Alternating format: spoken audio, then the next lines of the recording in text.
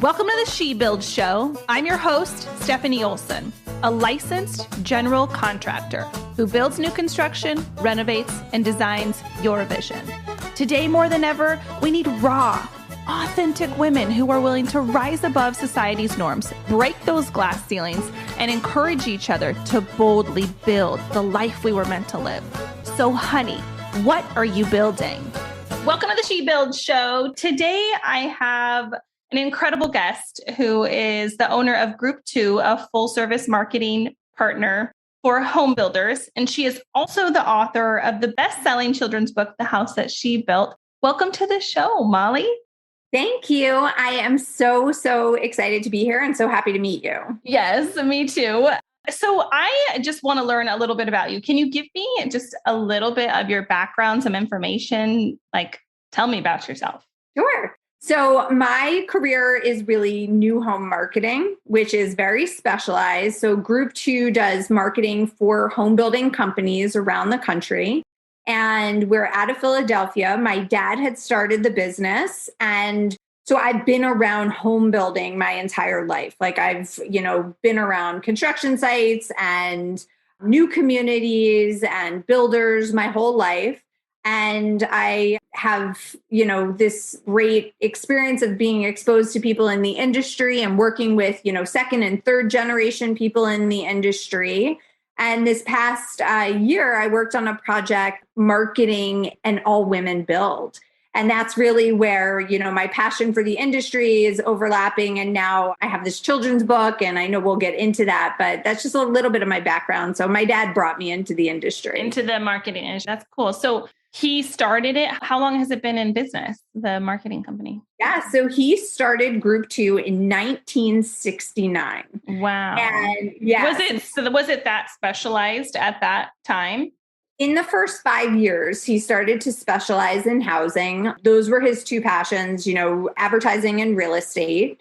And he really, built this really interesting business model. And then by the time I came into the business, marketing was really shifting. So my background was working for two really awesome agencies, one in Florida and one in Southern California. Uh-huh. And really advertising was my passion. And then when I came into the family business, it was really during a major market shift, 2006. Mm-hmm. And a lot of people of that generation were choosing not to come into construction and housing because it was a recession. And really part of that is why we have a labor shortage now, is because basically all these people who would have come into the industry didn't come into the industry. And that's exactly when I came in. And because things were going more from print to digital, that was my opportunity to rebuild Group 2 into a digital marketing partner for home builders. So we're an old business with a young heart because we're like a startup. So yeah, that's some of our background. That's awesome. Okay. So of course I want to talk about the book. So how did the idea come about? Did the house I've interviewed, Stefanie and I are good friends. That was the contractor on that job. And she's been on the podcast and I just adore her. So I know a little bit of the building part and, her involvement, and I know about the project, but how did this book come to life? And was it your idea? Was it your marketing strategy? What was the plan here? Yeah. So Stefanie's amazing. Yes. So the group of women, there were about 10 of them in the core group that started this idea to build an all-women built home in Utah. And I know your listeners have already heard about the actual build. Part of that was the group had reached out to me as a woman-owned marketing company. So my company named it The House That She Built. And we did the marketing for their project in Utah. So all their graphics, their social media, we did, some graphics about the individual women to tell their stories. We ended up getting some national publicity through the National Association of Home Builders. So we were really a part of the build and The House That She Built. And basically, how I got pulled in was actually the other general contractor. Her name is Chrissy Allen. Our dads did business together. And Stefanie is the second generation as well. I mean, you see that a lot in our industry. And actually, the three of us were talking about how all of us were brought into the industry by our dads.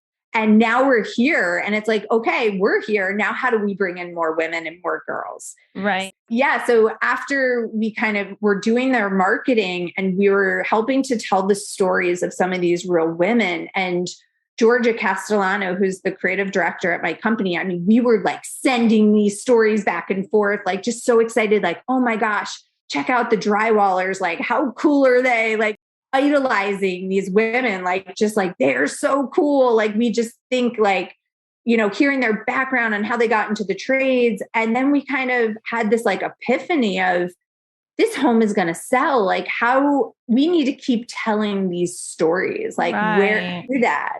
And for me, I've always had a dream of writing a children's book. So like, it literally just clicked. I was like, oh my gosh, this is a children's book. Like, we tell. I have like goosebumps everywhere. It's so cool.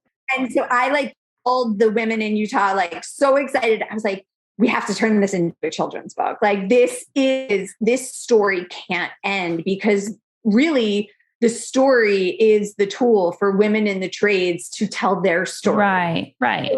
So like, really the movement is, okay, here's this children's book, take it into your community, go talk to a school and talk about what you do for a living. And the whole idea is the star is the woman who's presenting and talking about, I'm a plumber, I do this job. Like, how cool is this? Like, I get to do this every day. Or, I frame homes for a living. That's an awesome job. I get to work with my hands. I get to be outside, and really elevate women in the trades as role models for children who maybe haven't seen women who love what they do and are doing this every day. Right. Wow. That is so cool. I just am like, I like want to cry and all my body has goosebumps. I just think like because you're absolutely right that there's just like such, those women just go to work every single day, and, maybe they have a social media account, maybe they don't. And so there's not a whole lot of light shed on the fact that as a younger woman or girl, seeing them in a place that is like, oh, I just brought my mom to work day, and shared their profession like, we did back in the day, but in this, alternative format. I just think it's so cool and so influential to just the young community. And I love that it was like a children's book and not an adult book. You know what I mean? That was very important because, I mentioned before, of course, we all know there's a labor shortage. The labor shortage affects the entire US economy. So there is no one in this country who is not affected by the labor shortage. And these are really in-demand jobs, and they're like noble, awesome jobs. And I think if girls don't see that these are potential careers for them at a young age, we're missing such a major opportunity. Yes, absolutely. Okay. So now I want to know, like, okay, you've never written a book before. How did you do that? This is the wildest part. So I had really started the manuscript. It wasn't the final book, but I had written it to be a poem for the women to read at their grand opening. So the whole idea was that each of the different women would read their part of the poem and as a way to introduce themselves. Right. So that was the original manuscript, was the actual poem that I had for them to read at the grand opening. So basically what I did was I contacted an industry publisher. So I went with Builder Books, and they are the publishing arm of the National Association of Home Builders. They mainly do like the workbooks and industry facing educational tools. They've never done a consumer facing title, and they've never done a children's book. But I felt like it was really important that whatever proceeds come from this title go back into workforce development and elevating women in the trades. So going with a trade publisher was super important. And so when I presented it to them, some people are like, no, there's not going to be interest in that. But the people who got it, they got it right away. And they were like, awesome. Oh my God, this is amazing. So we brought it to market fairly quickly. Georgia Castellano, who's the creative director at my company, she did all the illustrations. everything is OSHA compliant. Like we made sure to put there were a couple battles back and forth because they really wanted like a full face mask on the drywallers. And I was like, listen, this is a children's book. We don't want to scare little children. We made sure everyone's wearing a hard hat and we have protective glasses. And that was really important. And we brought it to market fairly quickly and we didn't know how it was going to do. So what is fairly quickly? Like how long does it take to do that? Yeah. So like a bigger publishing company, it can take like 2 years. Right. So basically when I submitted and pitched the manuscript, it was about 6 months. Wow. To where it was like ready, like you were holding something in your hand. It was, yes. And that's pretty quickly. It took a lot of work and a lot of time and, getting that market ready. So, like you're like the perfect person to do that because like you had the ability to do it, but then like you also know how to market the crap out of it and be like, hello, buy the book. So, and I always say this, like one of the things that I learned during the build of the house that she built is that these women who worked on this home all have different backgrounds, different education, different skill sets, but they're all so valuable to the industry. And for me, it kind of made me think like, okay, I have never framed a home. I've never done plumbing. I haven't done that, but I do have a skill set. My skill set is on the marketing side. How can I use my skill set to help the industry? So like for me, being able to tell this story that elevates the women who are doing these jobs is like, I think that they are the superstars and I want them to like whenever I tell a school, I'm like, if you meet a woman who's doing plumbing, like have her sign your book. Like that is so cool. And, so for me to get to use what I am good at in a way that benefits the industry and women in the trades, like has been just like so cool. That is perfect. And you cannot like devalue your incredible skill set because any one of those women, I guarantee would say they couldn't do what you do.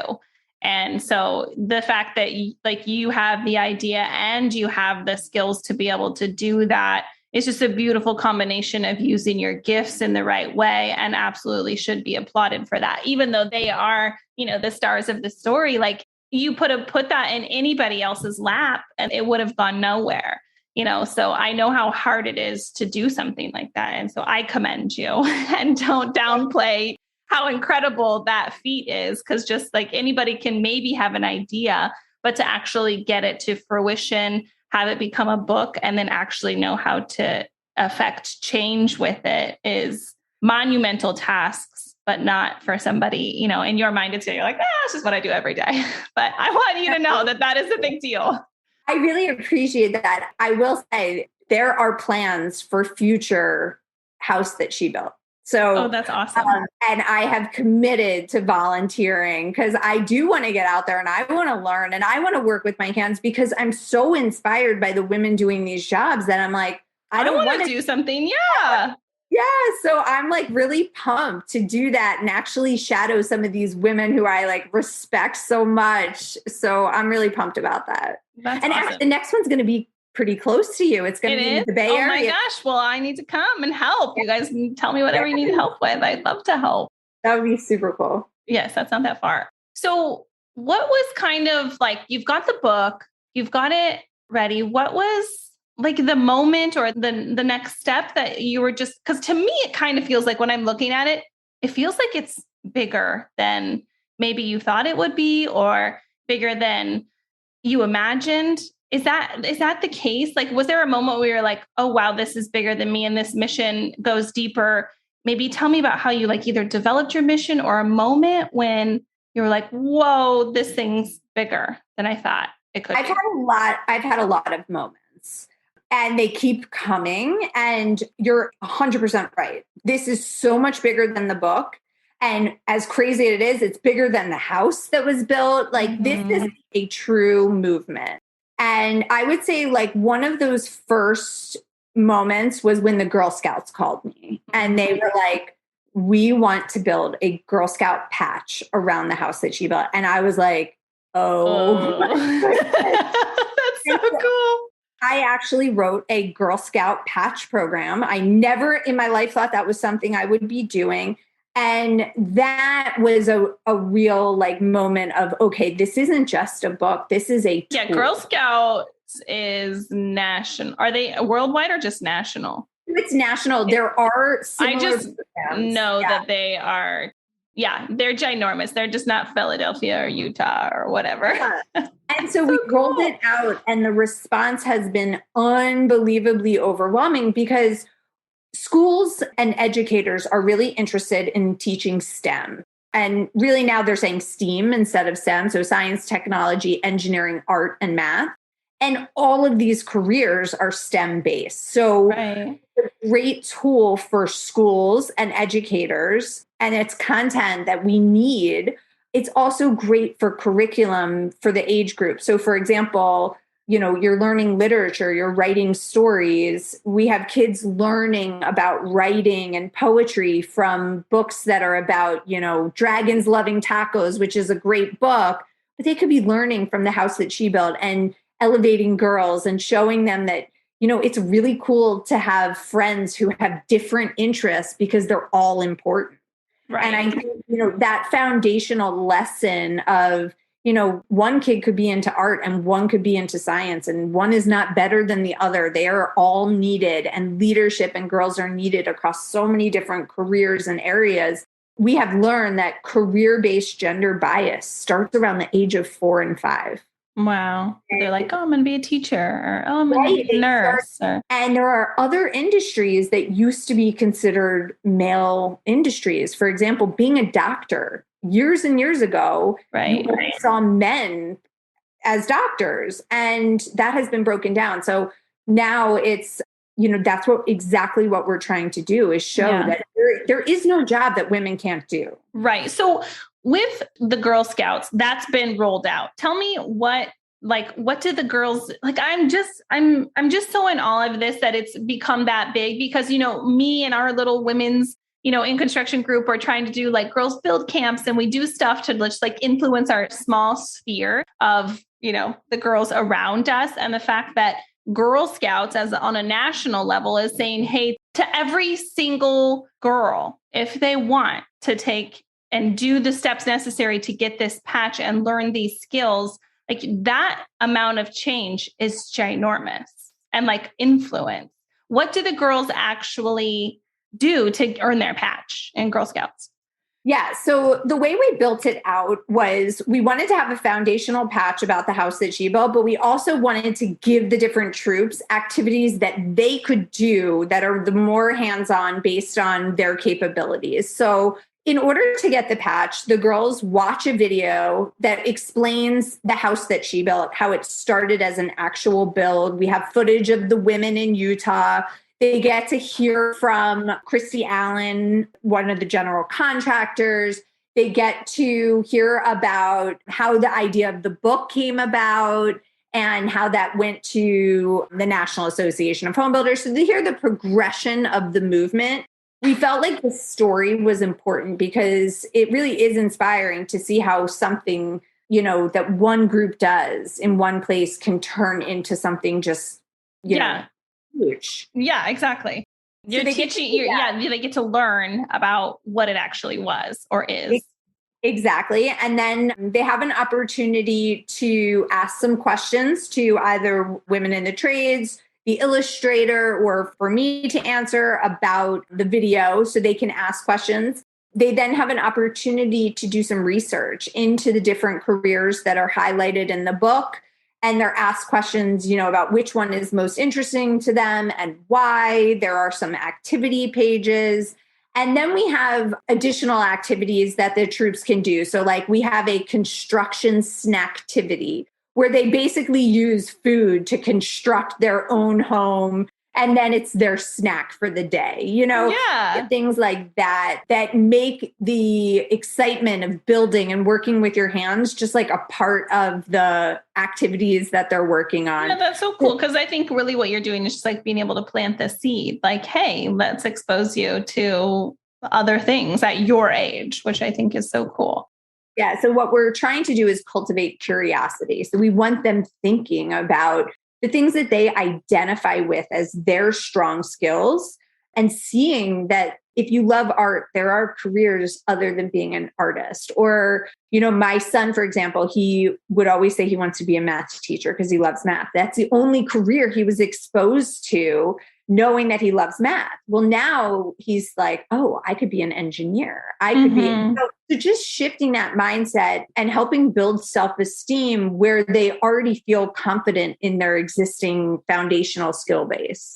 That's so cool. I'm just like in awe of it. What has been like the most exciting thing around this? Is there a time that you could describe that you're just like, because I can imagine that it feels something like I trusted myself.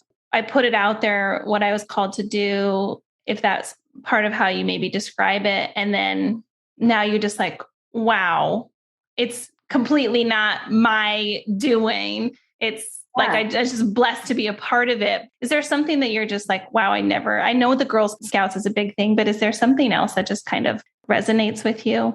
Yeah. So the Girl Scouts was definitely one of those. There have been some like key moments that are just like unbelievably humbling. Yeah. That's a good word, where you're just like, whoa, this is so cool. I'll share two of those with you. One, just in general, I've had some major companies reach out who want to support this movement in a way that I have never experienced. And it's not like, oh, I want my brand to, so it's not like in a self-serving way. It's like such a giving way that it almost like takes your breath away. Like they be a part of it and support it. And because of that level of giving and like true, like genuine caring about this overall movement, we have the support that we need to like get it out there in such a big way. And so that has been one of those moments.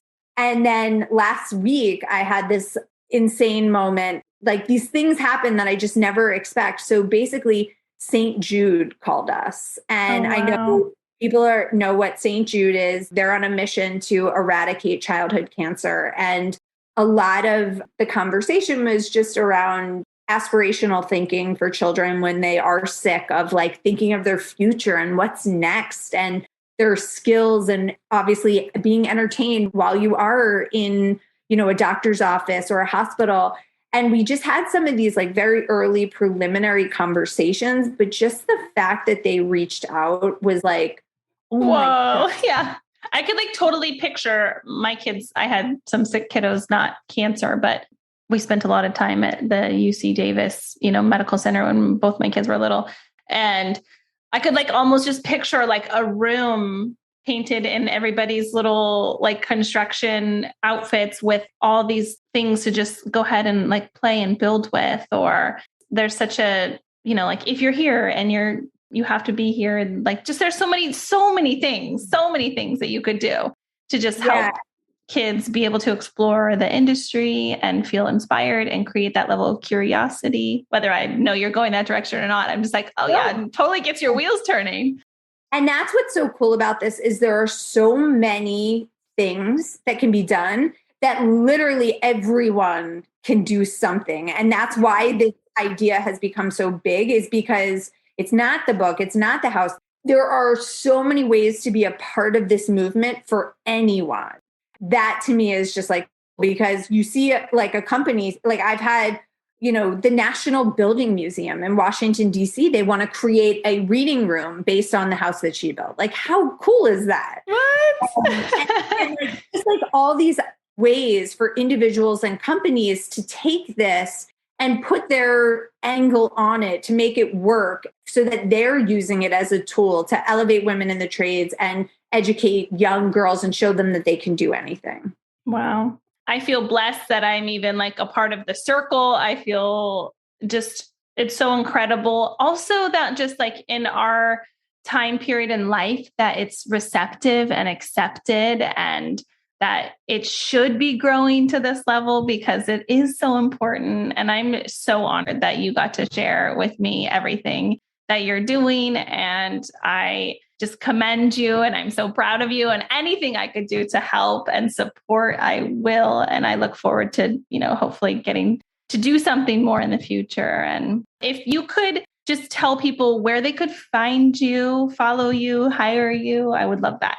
Yeah. So the book is, and our movement is at thehousethatshebuilt.com or shebuiltbook.com.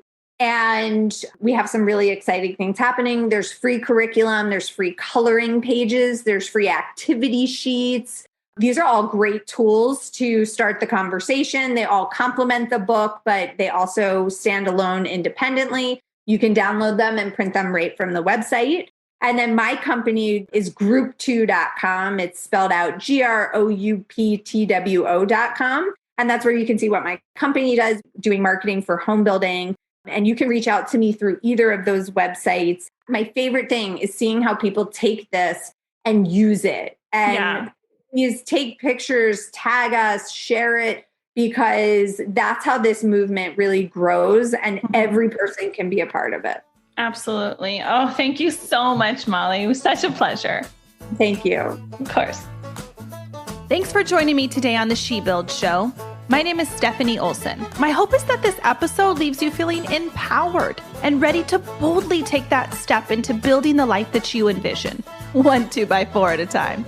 And if you can do me a quick favor, please leave me a 5-star review on iTunes. I get giddy over reading the reviews each week, and I will choose one special person to win some She Build swag. Make sure you add your name to the review, and I'll reach out if you're the winner. Thanks again for hanging out. Be sure to visit me at theshebuildshow.com, where you can ask me questions and share with me what you're building.